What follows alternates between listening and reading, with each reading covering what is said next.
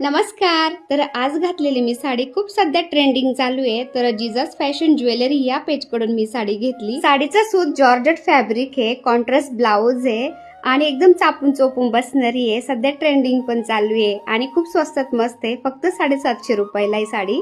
तर तुम्हाला सुद्धा मागवायची असेल तर त्या ताईंचा नंबर मी स्क्रीनवर दिलाय. फोन करून तुम्ही मागवू शकता. घरपोच तुम्हाला साडी मिळून जाईल किंवा त्यांचं पेज मी खाली टॅग पण केलंय. हवं तर तुम्ही त्यांना फॉलो करू शकता आणि हवी ती साडी तुम्ही त्यांच्याकडून मागवू शकता.